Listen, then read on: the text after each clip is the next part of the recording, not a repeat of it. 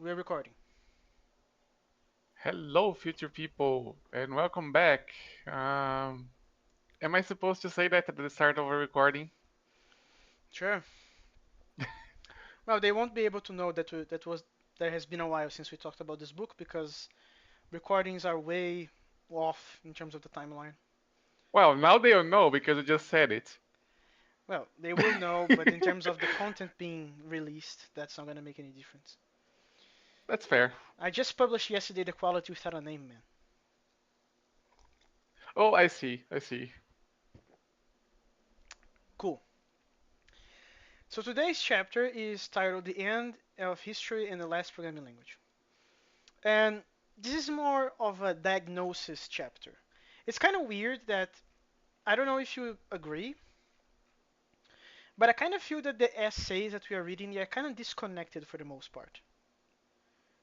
At least for this section of the book, part two. I don't really feel they are really that intertwined. It really feels that we're talking about separate topics. We kind of are. Yeah. So we're gonna talk about diagnosis of what? Of languages, Yep. of programming languages, and we're gonna try to understand some patterns. And it's very important to not be married to the ideal scenario, but to understand that you're talking about the current scenario.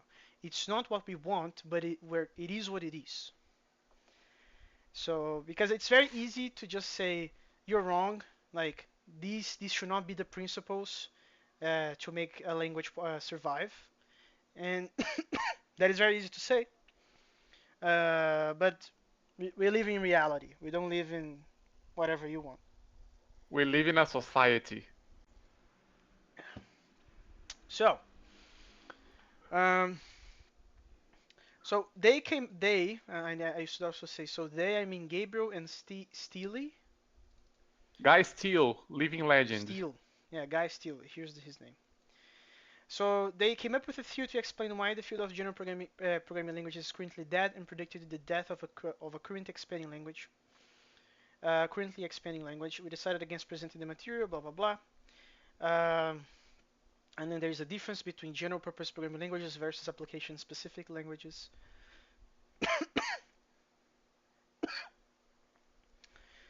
But and then they talk about COBOL, and then from um, well, um, you can pass COBOL around the two categories if you want. But here's their theory about this process. So languages are accepted and evolved by a social process, not a technical or technological one, which is bad by all intents and purposes. Yes, but ultimately, programming languages are used by people, right? Well, So I don't think there's a way to escape this. well, I'm not saying there is a way to escape this. I'm just saying that from the perspective of pushing the boundaries of raising the bar, making better programming languages, Yeah, this no, is I agree. terrible. From a technical perspective, the fact that it's not a technical process that determines if a language is accepted is, yeah, it's pretty bad. Second, must have a modest or minimal computer resource requirements. I think this is not really the case anymore, in the sense that Well, today we are way more tolerant towards interpreted languages instead of compiled ones. And the I reason blame there is, Python. and the reason that is because, well, first we have evidence, right? People love scripting languages. Second, we have more computational power per dollar now. So the consequence of those two things combined is that if you have a bloated whatever, being an interpreter or a compiler, that may not be a deal breaker. It may be, but it also may not be. Uh, well, certainly if your language is bloated, that restricts where it can run, but, well, computing is so powerful at the moment that that probably doesn't matter. Only in very Successful specific cases. successful languages may have a simple performance model. I also think nobody cares about this anymore. Well, for a given couple of the reasons. yeah, given the lack of tail calls in the mainstream, I tend to agree that this may not matter as much as it used to. And the reason it does not matter is not only because of the popularity of, again, evidence that people don't care about it, but also because there is a complete disregard about what is happening under the hood, especially if you're using any sort of scripting language. People don't really care about what the heck is going on. They are okay with the fact they treat it as a black box magical box, and this the performance model that runs within it. People don't really are not interested in it at all. Ah, yeah, that's the reason why Yammer.js is unfortunately popular. And then finally, and this is a very controversial one, successful languages may not require users to have mathematical sophistication. Unfortunately, this one is the one that we wanted to stop being true, but it's still true. Um, well, the problem is accessibility, right? People want to quote unquote democratize access to programming, and removing a requirement such as this, especially assuming that people may not have the resources to be educated in such front, they want this to happen. They don't want to have any sort of put something here that requires more education. But that's That's one thing. foolish because programming is mathematics. They don't know that. And they have evidence as well that you don't need to know it to be productive in it. Which is true, right? You can be paid to do websites, and doing a website, you most of the time you're not going to need any sort of mathematical something, even though there are many theorems that prove that for every single program there is a theorem, and they are like isomorphic and so on. It's cool. I think you should know that. But if you don't know, you can still make websites. That's true. You can actually definitely do that. So um, then we go. um then we have the factors that enable a language to flourish. It must be available. Again, this is more a past problem, which is the available in a wide variety of hardware. Yeah, nowadays, realistically, everyone is on x86. Unless you're on mobile, which is ARM. You need to have some sort of community or gurus of the language. It must be minimally acceptable language, and this is very vague, but we're gonna get there. And it must be similar to existing popular languages, and this is where the problem resides, essentially. And this is kind Eh, of the cause of this, because the language that they had in the best back in the day, the ones that survived, they didn't have any mathematical sophistication requirements. And because in order to survive, you must be somewhat similar to what it already exists, you're gonna probably keep this property. And then the inertia kicks in, and everything is gonna follow which is tragic. that. Uh, okay. Mm, the language Oh, must. yeah, Okay, go on. actually, before we go into that, the last paragraph on the last session is interesting. The acceptance process is not unique to languages. It works well and sometimes better with other things, such as application programs and operating systems. Yeah, this is Definitely true. definitely true, yeah. Definitely true. The language must be on every platform, and the acceptance group needs being a potential population of users that is large enough and cohesive enough to make a difference to the popularity of the language. This can be accomplished if developers port a language to every computer, but often it is better to make a portable implementation or a particularly simple implementation and let local wizards or gurus do the porting for you. That's also true.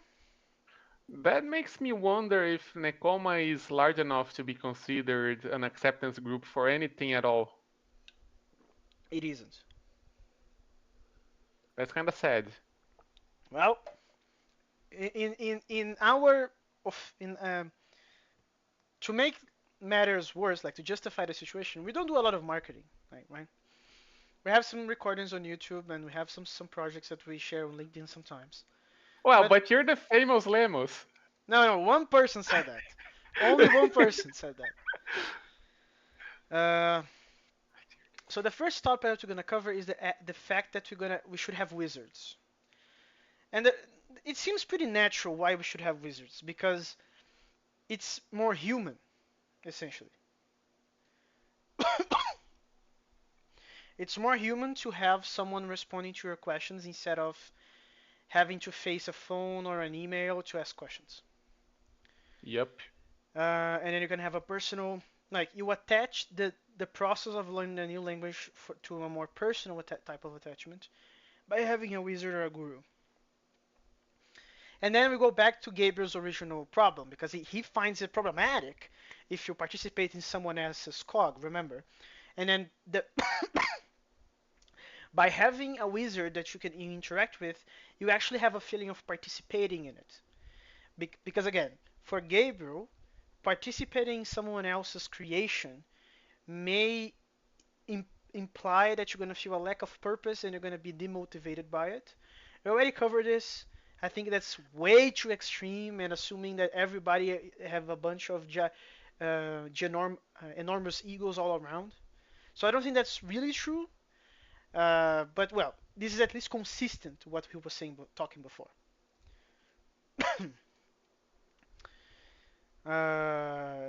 And then, well, you're gonna have some degree of control. Yeah. Oh, and then of course this implies something else. A proprietary language has little chance of success. Of course, there are exceptions. Today, I would say Jai is the exception, Well, but Jai is not going to stay proprietary, right? but it has been for 10 years.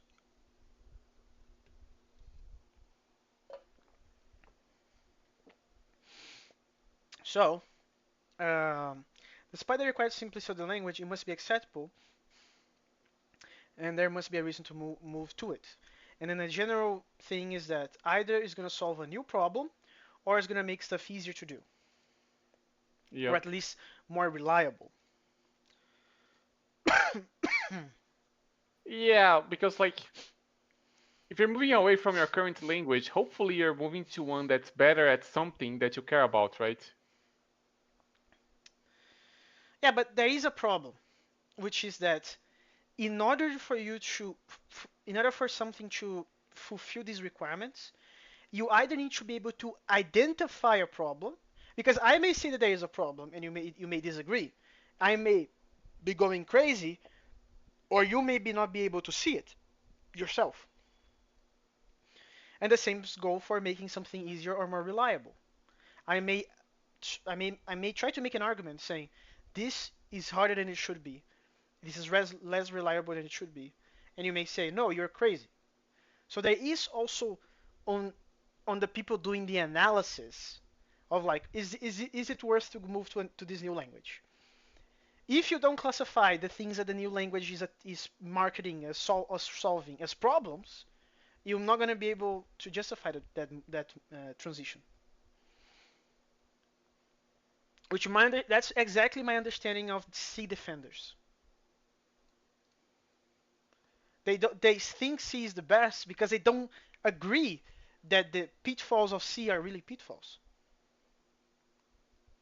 Well, C does have pitfalls, but it has less pitfalls than C++, so I would defend C against C++. Well, but that's very easy. I'm talking about the hard stuff. I will also defend C against Python, by the way. That's also easy. Um, yeah, and then when the language is finally established, it can be improved. Improvements are always easier than to accept a new language because it's already established. It's easy to make small improvements. Yep. Uh, and then there's also the problem that the simpler current one language may catch up. This is very unusual in my understanding. Like, I don't know any examples of this happening, but it's hypothetically is possible for a new competitor markets itself as like I'm able to do these things and I'm better than the current one, but the current one then improves in time eroding the argument of the newcomer. Hmm. And that's, well, the simple language is more popular, which means that more people are willing to make it better. That's also true. But again, I don't know any examples of this happening. Any examples of this happening? I only no in terms of languages. In terms of tools, I actually do know one. So Cabal versus Stack in the Haskell community, as far as my understanding goes, Stack was getting ground, was getting like a piece of the pie because it was offering features that were just not available in Cabal. And then after some time, the Cabal people noticed that they were losing market to Stack, and they actually decided to move gears to make Stack features available in Cabal. And now Cabal is this, again, the standard default tooling to recommend to newcomers instead of Stack. And that only happened because Cabal people noticed that they were losing marketing market, and they actually put the effort into improving it. So this is one example of this happening. Uh, you could make an argument that Java is trying to do something like this with Against the what? latest release. Against all the other JVM languages, I would Really? guess. I'm not aware of that. But okay. Well, well, Java introduced well streams which give you map and filter and reduce because well there are a lot of functional languages on the JVM, right?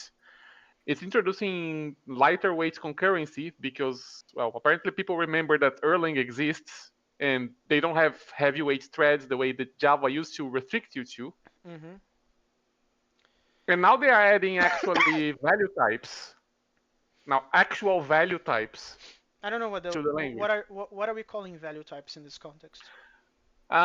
You know, they are actually immutable objects Ah, okay.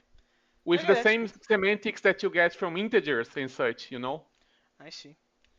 That's cool. That's very cool to know. I didn't know that. Then we get this phrase here. If you think about these models developed so far, it resembles that of a virus. A simple organism that can live anywhere eventually attaches itself to widespread host organisms and spreads. That's Well, gonna that's matter a kind little of bit later. well, that's kind of how C got popular, right? Well, he wrote about it, but again, we're gonna get there. And then we go to the point that Also, the language. Sorry. yeah, Unix as well. Although he does mention Unix later as Yeah. well. The language must be similar to existing languages. So it does sound too conservative or pessimistic. And then there is the comparison with the free market and evolution, which, well, these analogies are not bad to explain the phenomena. It is just that we think that this does more harm than good. At least I do, because this means that innovation and taking risks, they are not well rewarded in comparison to just stick to what already is. Innovation is risky, which is true, and evolution is also not done in a, like a light and day um, uh, type of manner. It's just like it takes time, it takes small chunks of change. But again, this helps us explain the phenomena, but we would like that this phenomenon to be different. With a simple language implementation, you could spend time to make sure that it just plain works for the first time every time. If you need to innovate over and over just to get the thing off the ground, its quality will be low and people's first taste will be a bad taste. I think this is not really true, but this is true if you follow open source model, right? Uh, I mean, this reminds me of the tooling problems that Okemo used to have before Nix, you know? Um, Because like Magetta was basically never going to use Okemo for anything whatsoever because the tooling was so bad. but it was not bad because it was innovative. It was bad for whatever other reasons, like people didn't put that much effort into it.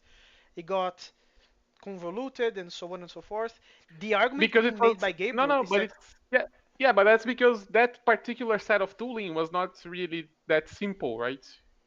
The whole we just plain works the first time every time wasn't true. no, I agree. I agree that it was not this as well. But Gabriel is making a correlation here. He's making a correlation between innovative anything and the fact that if you are innovative, you're going to run the risk of having below average quality. And that's going to give a very bad first impression. In the case of Ocaml, that was just, uh, I don't know, bad luck. I don't know. They were not following this. I agree, but they were not. They would not be able to use these as an excuse. That's what I'm trying to say. That's fair. They won't. They will not be able to say, yeah, it sucks, but it sucks because we're trying to do something completely out of the blue, completely not ordinary. We're trying to push the boundaries of the state of the art. I don't. They can't say that. So it actually that makes the first impression even worse if you think about it, because it That is, sounds like bad dude, it's decision just a making. dude. It's just a build system, right? No. It, it's supposed to just work. Yeah, but it's a very controversial topic because like a lot of people, especially people that like simplicity first, they hate build systems because they think you just should be able to use the compiler. They don't want to mess around with JSONs or TOMLs or zones or YAMLs or anything like that. You just Well, call the first compiler of and all, do it. the zone file is not part of the build. It's just to declare the dependencies. And secondly, they're actually right. Well, yeah, they might be right, but I also think that it's kind of misleading at the same time because they don't want a build system, but they keep writing make files. Like Well, they need to build their software. exactly. So they are agreeing, they are actually confessing that that it isn't just a matter of calling the compiler. It may No, be no, but calling the compiler multiple times. they want to be able to just call the compiler to make the compiler call itself, you see? They don't want Fine. to have two tools, they want to have one. Uh, but that's not true though. Well, it depends. If you are doing like what Zig does, in which the recipe to create a program is also a Zig program, then fine. But if you're going with the whole declarative style of making your recipes, you're gonna have two tools anyway. Well, I don't think the whole declarative style of making a recipes is a good idea for building in particular. It's I great for dependency management, but I not for building. disagree. I think you're wrong. I think it is a good idea, but that has an implication that means that the programming language of choice should be able to go declarative style. That's what I think that means. Hmm. I think we should combine the two things. We should have self-hosted build systems, but the language in which we are writing that should be able to be a declarative language as well. So that points to Lisps and Haskells and MLs And prologues, I guess. and Prologs as well. I think my that's my intuition of what would be the final nail in the coffin up to this problem. You just have a language that you're gonna write it and you're gonna call the compiler as you do with Zig, but instead of writing an imperative program like Jai or Zig, you just write a declarative one. Well, Zig is actually weird because you write an imperative program that builds a declarative graph, and that graph is what gets interpreted by the build system afterwards. Okay, that's kind of funny. It is. Okay. Anyway, uh, in the marketplace, adaptive innovation requires a long learning curve. People had trouble learning Lisps in the past. Um, they believed they would have extraordinary productivity gains and the whole artificial intelligence thing with Lisp as well. But because of the difficulty of learning Lisp, they weren't able to learn it properly and gain almost none of the benefits. Um, and it was never clearly shown that the higher productivity of Lisp programmers wasn't due to their greater natural ability. So it's kind of like you cannot disassociate their greater natural ability from the fact that they know Lisp, but you're trying to make the argument that they are more productive because of the Lisp, not because they're just exceptional overall. Um, Yeah, that's kind of a tricky thing, right? Because there's some level of self-selection going on when you pick a exactly, language. exactly. The free market works like this because people don't like to take risks. It's because, well, it's expensive. People prefer incremental improvement over radical improvement. We're conditioned for this from all sorts of ways. Very little in public education prepares us for it, which is also true. We're not taught in school to be bold, to be ambitious, to be risky. We actually, especially in some cities, we are taught that we should be conservative and go to with the safest route possible. That's why everybody here in my city wants to work for the government. That's why. That's very sad. That is always said, but well, it is evidence of what he's saying. People don't like to be different. Being an early adopter of a radical thing is to really be different. When you're different, people notice and sometimes laugh, especially when you're different for no particular reason. I think that's not really true because if you're like if No, if I think I get it. It's not that you're being different for no reason, but you are being perceived as being different for no reason. And that's what matters, actually. but that means that you are not able to explain to other people your reasoning process. Or That's what maybe it other means. people are dumb, but they don't get your reasoning process, even if you explain it perfectly. They may not be able to understand the reason, but they won't say that there is no reason. Hmm. That's what I'm saying. I They may see. not understand slash agree with it, but they won't say that there is no reason. It, having a reason that I cannot understand or agree, it's different than saying Marinho is different because of no reason. That's fair, actually. Those are two very different things. So to me, that just means you are not. Well, I think Gabriel is going from the perspective of someone accusing the different person in the group of being different. So this is more like from that point of view, from those shoes. Yeah, there is no reason. You're just trying to be different for the sake of it. Go fuck yourself. Why bother? And then evolution again is another piece of evidence that natural selection works in a very tiny bit by tiny bit manner. It doesn't work from like radical change. It takes time. Only things that are relatively worthless change rapidly and dramatically.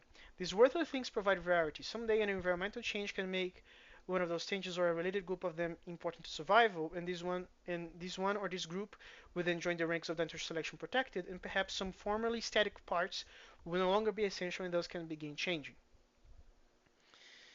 Uh, Almost all dramatic change occurs because the environment changes and makes the worthless invaluable. And then he's going to talk about his article, worse is better, right? Because that uh, argument, this argument, is kind of like the foundation that he's going to use to justify C winning against Lisp in his article, which is, well, there are two articles, right? There is worse is better and there is the rise of worse is better. The argument itself is in the rise of worse is better. Worse is better is a post like a postponed version, like after the consequences of the former, an analysis from Gabriel about how that what he learned from that, stuff like that. So it's a little different. Right. Um, when applying the lesson, well, at least that's my opinion. Do you agree that he used this in the article? Because you read it, right? Yeah, he kind of does. He doesn't mention it directly, Not but directly. But my interpretation is that this is implied by what he's talking about. yeah, because the whole point is okay, let's start with something that's relatively simple, maybe even perhaps not complete.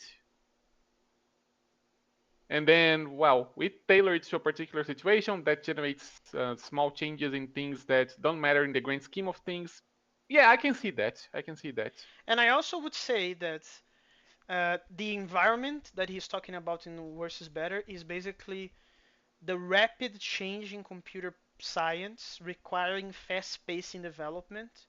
And then they made a trade of like, we rather have the virus model that allows us to spread the thing as fast as possible and correctness is actually not as a concern. And that recipe made C win because that's exactly what C is for. Everybody at the time knew C. Everything was written in C. Everybody is doing FFI with C. Then, if it's bad engineering or bad tool for the job, it doesn't matter because we can spread it as fast as possible and leverage everything that was written with it. And that was the environment that they were in, and that made literally the worth better for the time.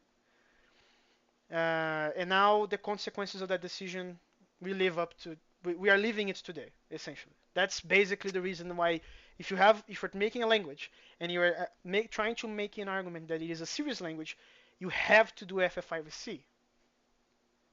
Otherwise, it's just like playing.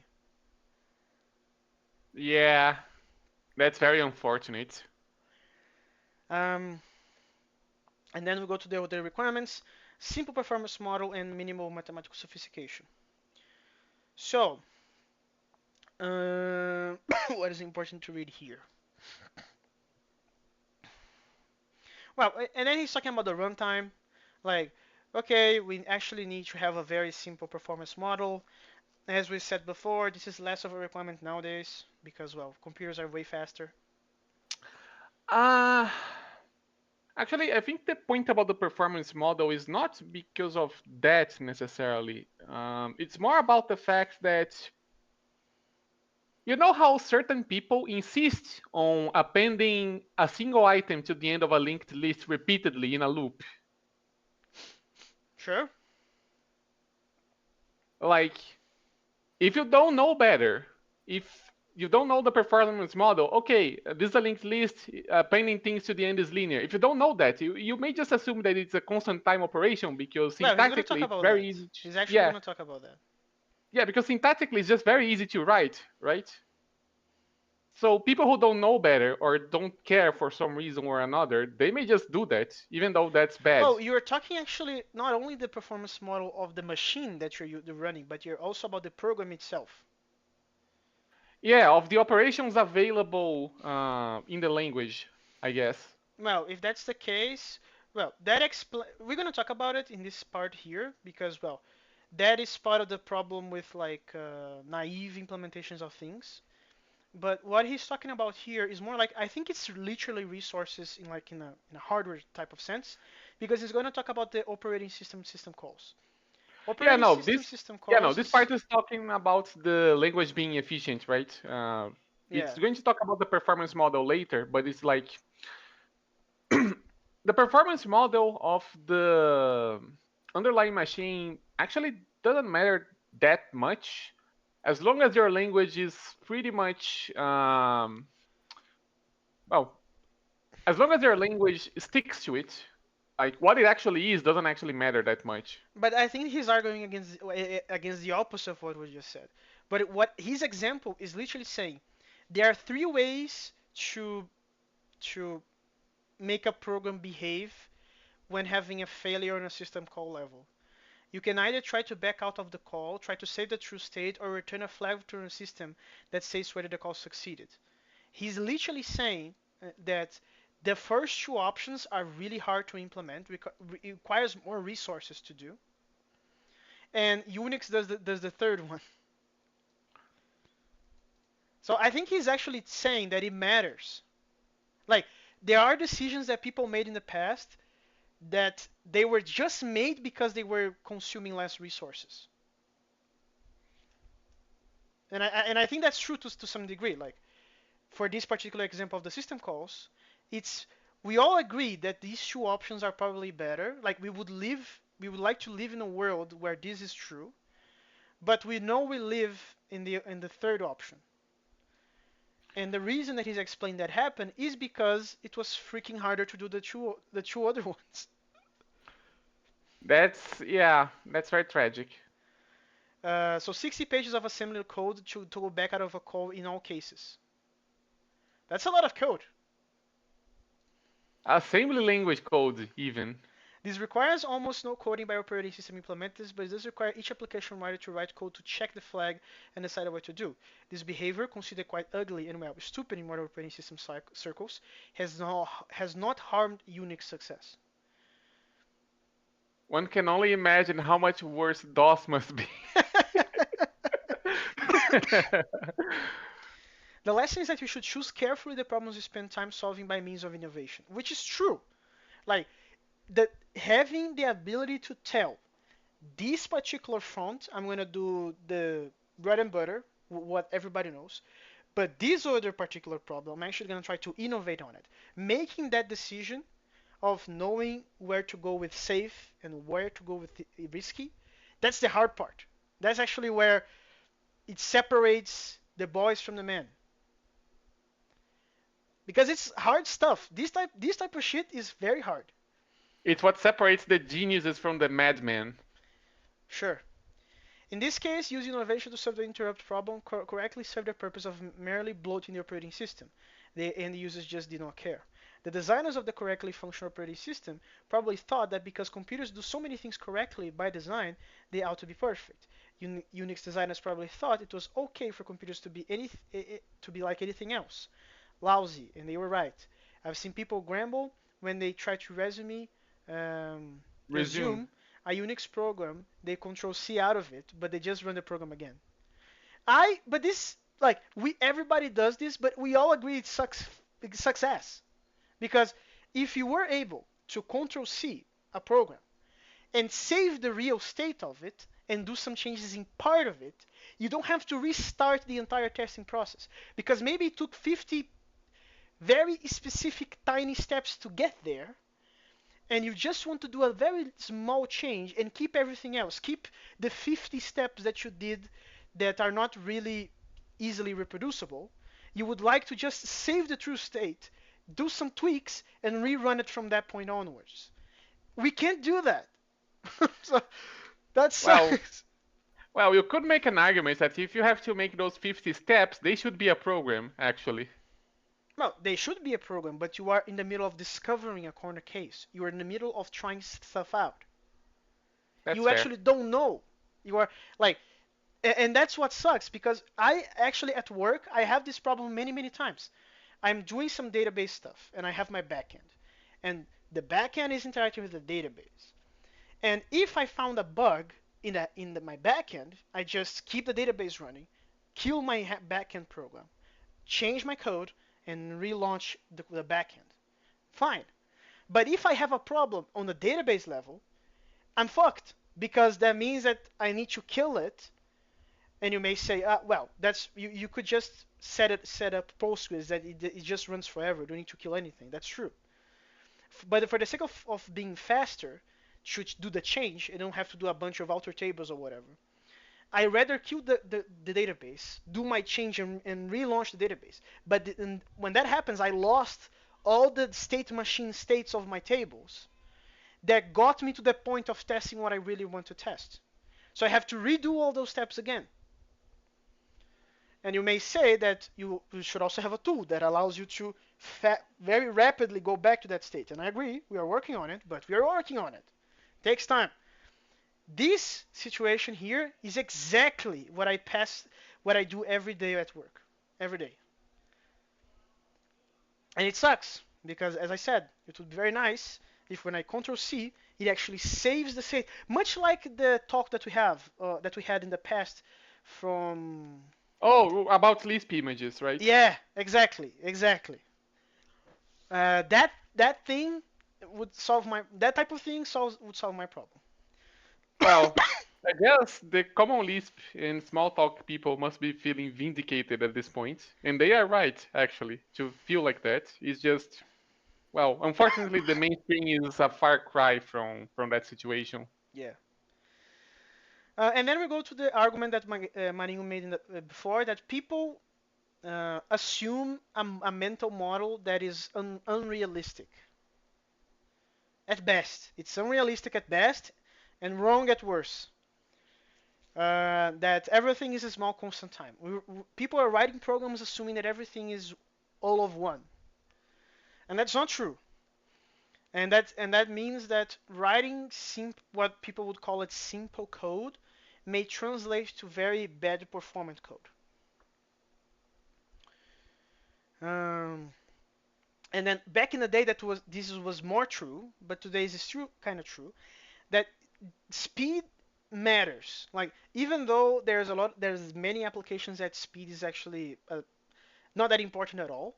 For the developer lifecycle, being able to quickly change something and recompile your program if you're using a compiled language, that's actually a big deal. That it's not minutes waiting at each time. You want to go to have this as fast as possible. This is something that Jonathan Blow said in his first Jai talks. That he's actually pretty pissed at C++ being that slow. Yeah, Zig is actually very focused on having fast incremental compilation. So to avoid precisely this problem, right, of having a very long feedback cycle when you make a change and you try to test it. And then the example that fast tool will win is VI versus Emacs, of course. Uh, People can program effectively and happily when they feel they have mastered the craft, which means that they can write fast programs.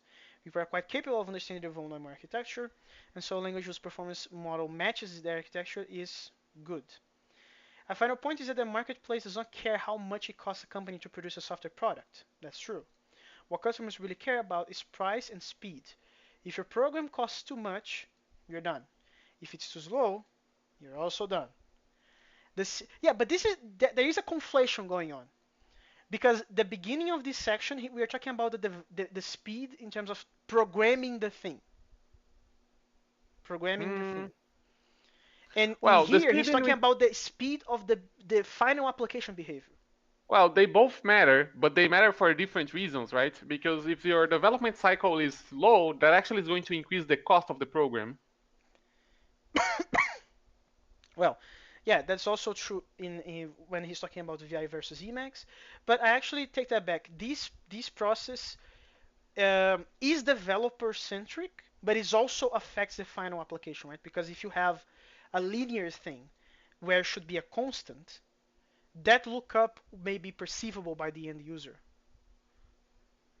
That's true. Yes. That's also true. But we agree that there are two speeds being mentioned in here. There is a developer cycle, which is related to the cost, and there's also the user experience speed cycle, which both should be as fast as possible. Yep. And then we go to the mathematical sophistication problem. And then programmers are not mathematicians, no matter how much you wish for it. And I don't mean sophisticated mathematicians, but just people who can think precisely and rigorously in a way that mathematicians can. Um, Go on. Yeah. I think I've been spoiled because the people I normally associate with in programming in general, they think like this. You think like this. Other people think like this, Magetta, for instance. But I've seen a counterexample recently, and it's kind of frustrating. Give me. I can't because we're being recorded. Oh, okay, so it's work stuff. Cool. Anyway, then he goes to trying to do an attack on abstract data types, like ADTs. And I think this is a pretty unfair characterization of the thing because uh, he's basically saying that this is overkill for many cases. And in my experience, it's the opposite. Like most of the time, you can explain all your program does by the use of a tagged union. That's But that's but 99% the that's case true. but that's an algebraic data type, not an abstract one, Lemos. He's talking about abstract data types. That's no, but for what I said, that doesn't matter. The distinction between algebraic and abstract. It does. It doesn't. It does, because a tagged union is a particular way to represent data. An abstract data type, you don't know the representation, you only know which operations are available. Well, but he's talking about the quantity. That doesn't the fact that the implementation is hidden doesn't matter for his argument. He's not talking about the quantity of data types. He's talking about the quantity of programmers.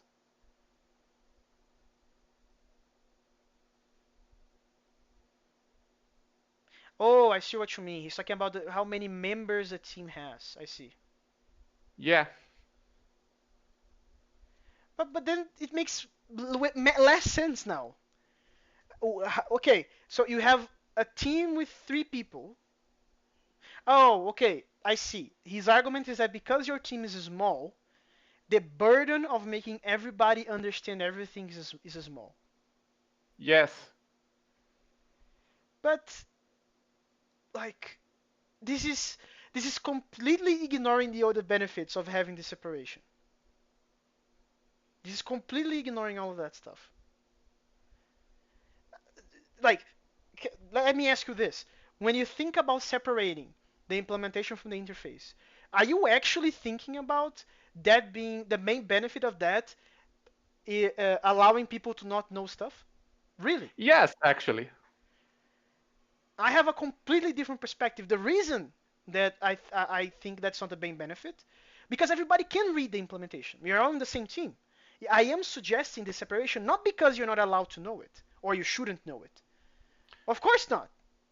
That doesn't make sense. It's not about other people not knowing, it's about other code not knowing. No, but he's talking about people in here.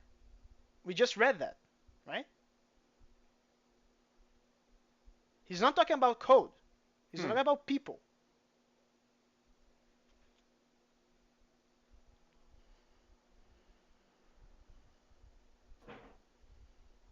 That is actually true.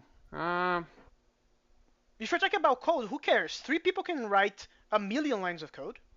Who cares? Let me put it this way, Lemos. You know that old argument of just use maps?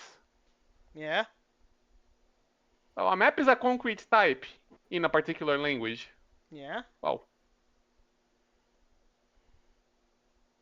like you can go very far with just maps and lists and stuff. But you can always go very far with assembly. That argument doesn't make sense. If it's the capability of going far, everything can go far. That's not the Ah, question. okay, let me try to put it this way. The difference between an abstract data type and other types of data types, and that's a very weird phrasing, but I'm running with it, is whether or not you know its internal structure. Okay, that's the distinguishing part. I agree. That's one of the things that abstract data types give you. That's true. No, no, no. That's the defining things that abstract data types give you. If it's Um, if it's not hiding its internal structure, then it's not really an abstract data type. It's just a concrete data type. we're gonna roll with defining feature. I think it actually gives you more than that. But let's go with defining feature for now. Fine. So like, okay, let's suppose you're just writing a program for yourself, and you know it's not going to interact with other people's codes directly. Hmm. Why would you bother making an abstract data type when you can just say, okay, this is going to be a list, this is going to be a map, this is going to be a tagged We union, just did whatever? this. Karuta is exactly the example to your question. The reason you will do that is because you don't know yet what's going to be the underlying data structure of anything. You know you're going to have some operations on top of it, but you don't know if it's going to be a finger tree or any sort of other trees. Ah, but you kind of do actually, Lemos, because you see, in Karuta in particular, we are modeling computer memory, which needs to have fast random access, right? It needs to be Sure, efficient because we're modeling memory. sure, It needs to be some kind of sequential type. sure. That doesn't that doesn't clash with what I just said at all. Hmm. What I said is the following. We know that you're going to have to implement some sort of virtual memory in our runtime. We know it needs to have some properties. well, we need to provide some API. These are the API descriptions. If it's going to be a finger tree or a hash map or whatever the fuck, we can deal with that later. That's the benefit. We can literally keep everything else the same and keep being productive with our API. And in the future, a better marine may come in and say, "Hey, I know you guys did a finger tree, but actually, I just made this paper that actually explains that finger trees are ass. And you should use this instead." If that happens, everything else that was written can still be in production. That was the reason. It was not because, um, oh, actually, I don't want Mageta to know the implementation of the memory. Fuck Mageta. I'm actually gonna I'm gonna just provide the MLI file for him, and who cares? That was completely not the reasoning. So Hmm. that's what I'm trying to say. I don't get this. Like, I understand that when things get at scale, when things start to get out of control, and you have like 5 teams working on a code base, and you have like separation of concerns and separation of development, you want to keep um, you want to hide implementation details. I understand that, but for Karuta, that was 1,000% not the reasoning process. Hmm. So, well, but he does say that this gets more important at the time of the size of the team increases, which is true.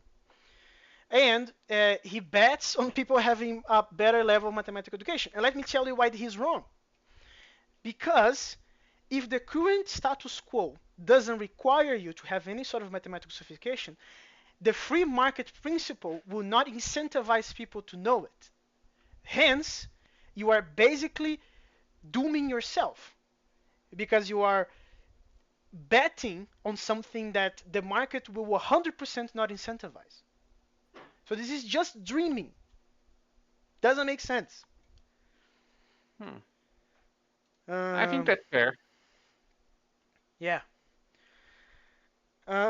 And then we're going to go to some applying these principles that we just saw. We're going to apply those to some popular language at the time of the writing. So um, let's look at some examples.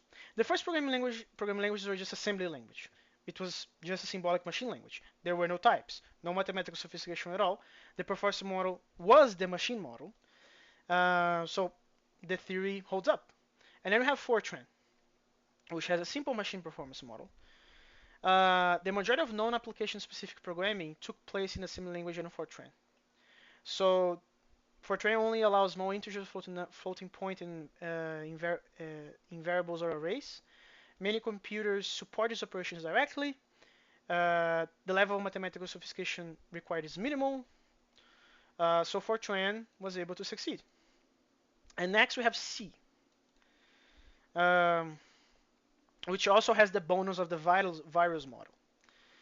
Um, C is essentially an assembly language. Actually, depending on the assembler that you choose, you can actually make the assembler look like C, like almost a one-to-one. So for more information about this, look at FASM. FASM is a very good example. Uh, so there is the primary purpose of types in the original C is for performance, where you have bits, bytes, words, record-like structures. It's very easy to implement on almost any computer. No mathematical sophistication is required at all. It has the bonus of the virus model or the assemblage language model, and it runs on every machine. COBOL has a simple performance model, but absolutely no mathematical sophistication. It doesn't follow the acceptance model, but it's also considered an application language. And then we go to the counterexamples, which is where, well, we see that history is all on our side because Lisp has a complex performance model and required a great degree of mathematical sophistication. It has functional flavor, recursive functions, and high order functionals. Um, not all, only as small as Lisp can run on all computers. Some Lisp dialects follow the acceptance model. Then we have Prolog, which is, well, it's a complex performance model with backtracking unification. very high degree of mathematical sophistication. So it's in many ways it works like a proprietary language because it's already moved forward by the preferred acceptance model. Pascal, simple machine model for performance. It has some degree of sophistication to understand its type system. Uh, you know, when I was rereading this earlier today, I was thinking about, okay, how do more modern languages fit this criteria? Because like he's writing about this in like the 90s, right? Yeah, This book.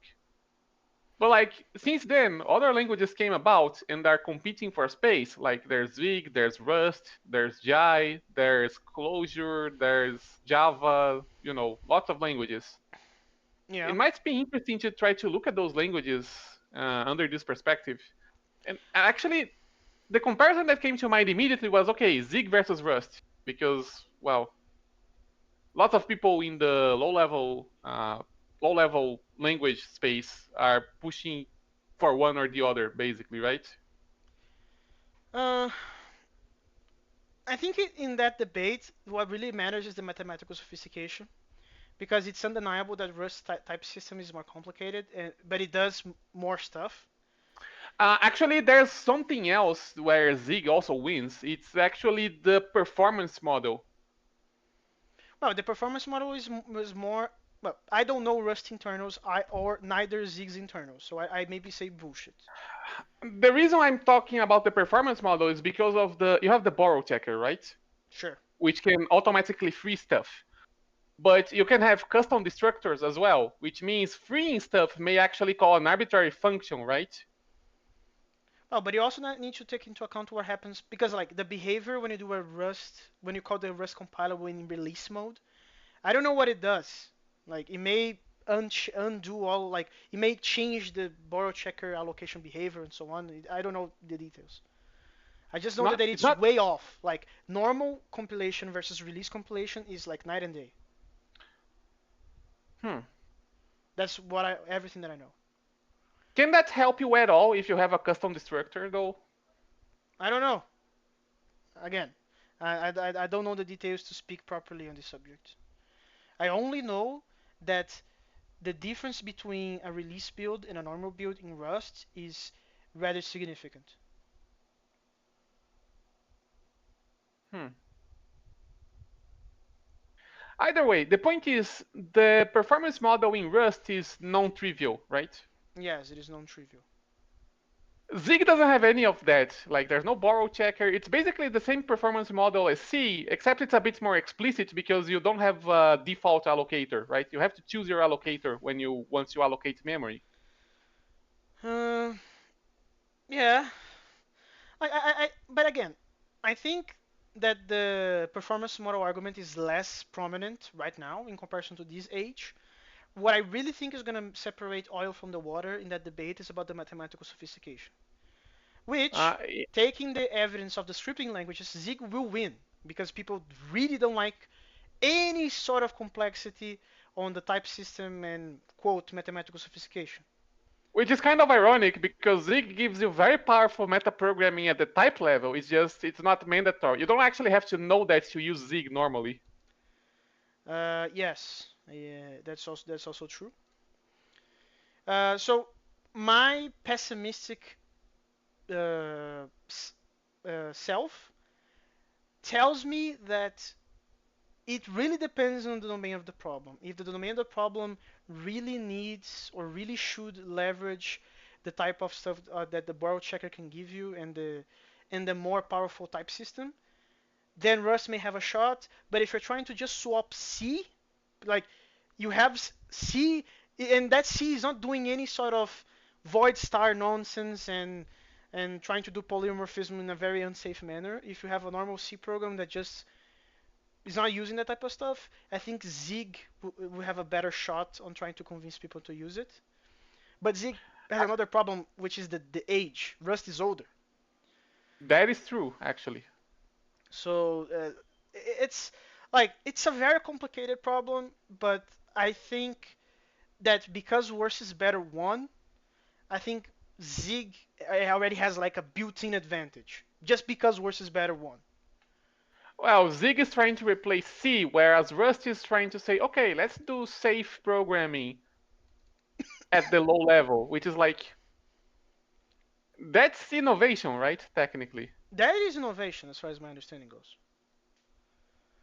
Yeah, but the learning curve is steep. Like again, um, although it's getting more popular with time, Rust is getting more popular with time. No, no, no. That's But the also fact true. that it's innovation is actually against Rust because remember, innovation is expensive and is risky, right? Yeah, but it's Rust was not built in 5 years ago. Like risk, that argument of risk innovation being risky is still true nowadays because 10 years or 12 years is almost nothing in comparison to C. But that was more true 10 years ago for Rust. Nowadays they have the time to back them up. They can say that yes, it is risky, but it may not be as risky as you may think. But the counter argument is that okay, you are already saying that Rust has an advantage over Zig because it's older, but if the time was necessary just to counteract the innovation factor, reduce the risk, then does the fact that it's older really matter that much? Of course it does. Innovation is at the riskiest as possible, as soon as possible. So if I make something today and it works, and I do marketing tomorrow, tomorrow is going to be the highest risk available for my innovation. As more time develops and the community gets bigger and bigger, and I have more evidence of people using it and it working for them, or not working. That actually time can work in both sides. So you can find, I don't know, you can find the Jonathan Blow stream where he was reading a blog post from a gaming company that decided to drop Rust after 3 years of game development in the language. Hmm. So having more time gives you evidence to prove yourself or disprove yourself. But it's undeniable that the riskiest moment of that tech is when it just was just launched. But Ziggy has the counter bonus that it is closer to worse is better than Rust.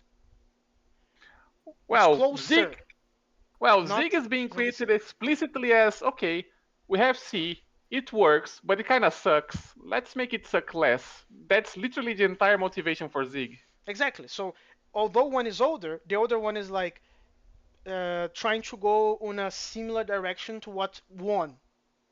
So they have both of them have things in their favor. And as I said, having more time also it can be bad because people have more time to put evidence on the table that you should not use it, as the gaming company that used Rust for 3 years. Cool. So Pascal, more like in between. So you need deep sophistication to understand the type system. Um, its performance model is direct to the machine of C, in comparison to C, but there is more mathematical sophistication. And then we have the numbers. So percentages in lines of codes of these languages. At the time COBOL was winning.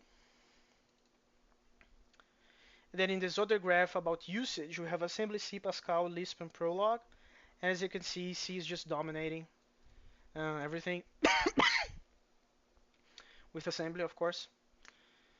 And then we go to the languages that definitely didn't see their entire potential because of this theory that they are presenting, which is Smalltalk and C++.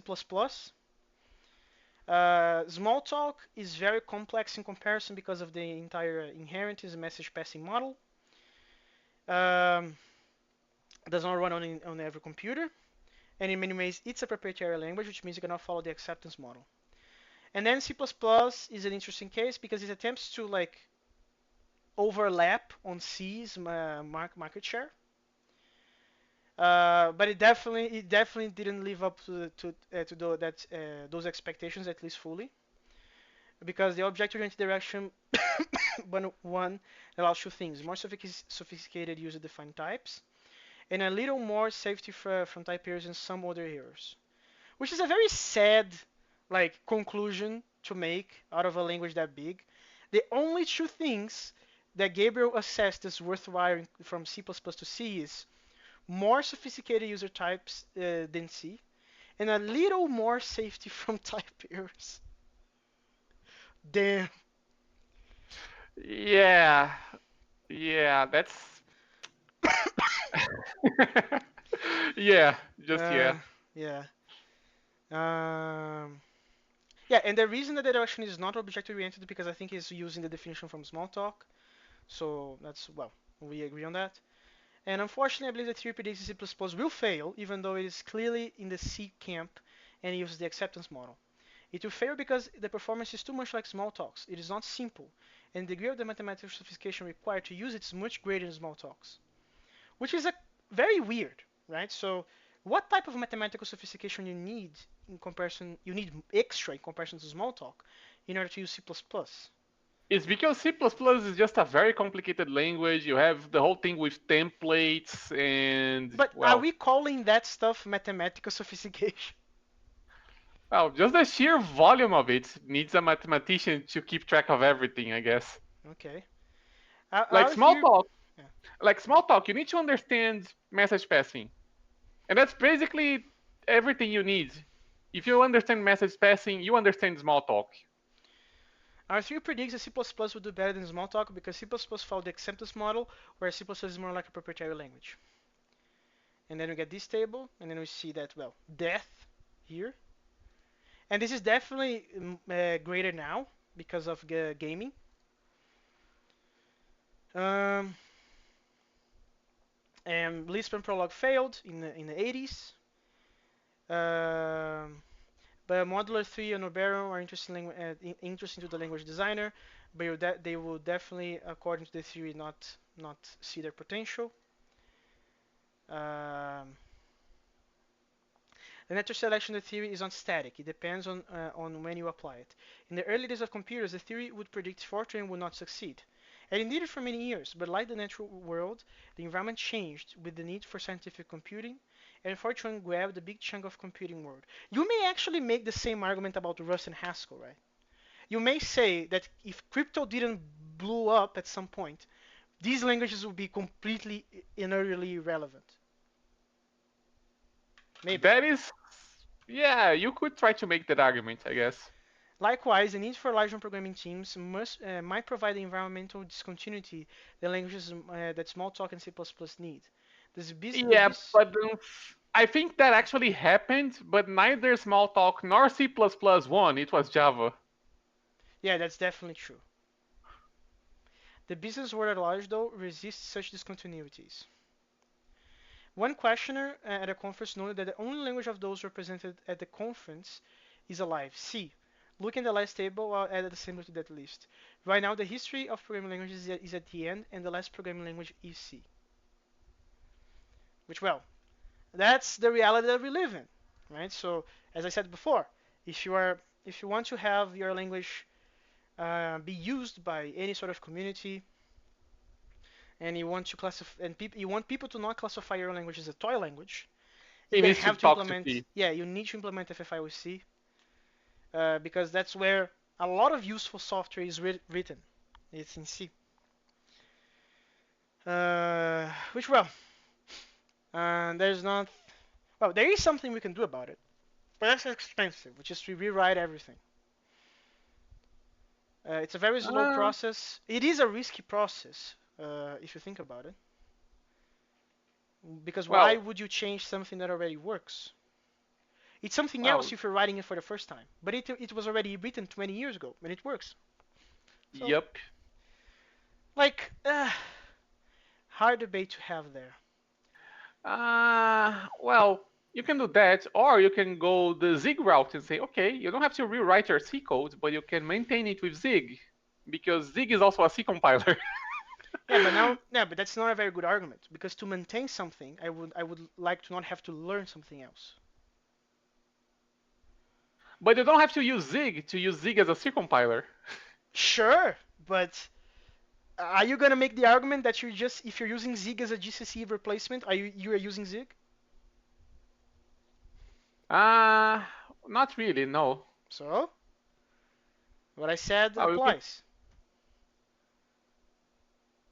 Cool. So anything else? I'm gonna finish the recording now.